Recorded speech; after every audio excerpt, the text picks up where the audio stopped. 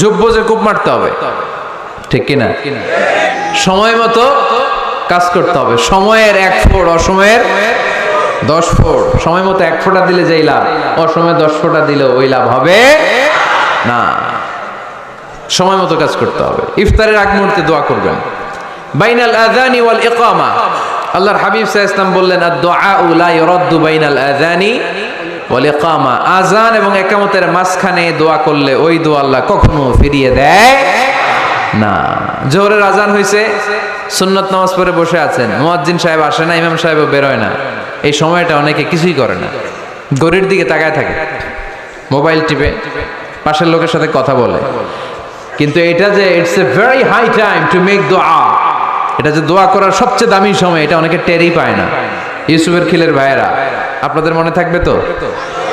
আজান ইকামতের মাঝখানে সময় পাইলে কি করবেন? লিস্ট করবেন কি কি লাগবে।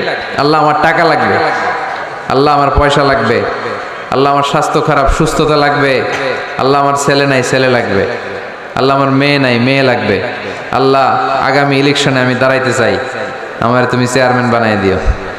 এইগুলো লিখবেন। পারবেন? কথা কয় না। পারবেন? পারবেন? সুপার শপে গেলে কি কমন পড়ছে নাকি আপনাদের দোয়া? হ্যাঁ, ও চেয়ারম্যান সাহেব আপনি? মাশাআল্লাহ মাশাআল্লাহ। তো এই যে এগুলো লিখবেন। সুপার শপে গেলে কিন্তু আমরা লিস্ট করি, চাল লাগবে, ডাল লাগবে, রসুন লাগবে, পেঁয়াজ লাগবে, করি না লিস্ট? দেখেন দুনিয়ার জন্য কত কনশাস আমরা, কত সচেতন, কিন্তু আল্লাহর কাছে কি চাওয়া লাগবে ওইটা নিয়ে টেনশন নাই। লিস্ট করবেন আর চাবেন।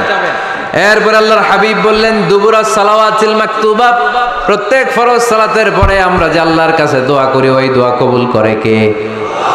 তাসবিহ পড়বেন আগে, এরপরে দোয়া। ওইটা আমাদের দেশে যেটা, ওইটা না। আসসালামু আলাইকুম রাহমাতুল্লাহ, আসসালামু আলাইকুম রাহমাতুল্লাহ, আল্লাহুম্মা আমিন ইয়া আরহামার রাহিমিন। আছে না এরকম একটা দোয়া? আল্লাহর হাবিব কিন্তু এরকম করতেন না, সাহাবারা করতেন না। ওনারা বসে বসে তাসবিহ পড়তেন লম্বা সময়। তাসবিহ পড়ে এরপরে দোয়া করেন, কবুল হবে। আয়াতুল কুরসি পড়বেন, কবুল করে নিবে কে? মান ক্বারা আয়াতুল কুরসি দুবুরা কুল্লি সালাওয়াতিন মাকতুবা লাম ইয়ামনাহু মিন দুখুলিল জান্নাতি ইল্লাল মাউত। প্রত্যেক ফরজ সালাতের পরে যে একবার করে আয়াতুল কুরসি পড়ে, তার জান্নাতে ঢোকার ক্ষেত্রে আর কোনো বাধা নেই। একটা জিনিস ছাড়া, মরণ। মরে না তাই জান্নাতে যায় না, মরলেই জান্নাতি। আরো জোরে পড়েন সুবহানাল্লাহ। এরপর আল্লাহর হাবিব বললেন, বৃষ্টির নিচে দাঁড়িয়ে দোয়া করো। বৃষ্টি যখন পড়ে, বৃষ্টির নিচে দাঁড়িয়ে আপনি দোয়া করবেন, দোয়া কবুল করবে কে?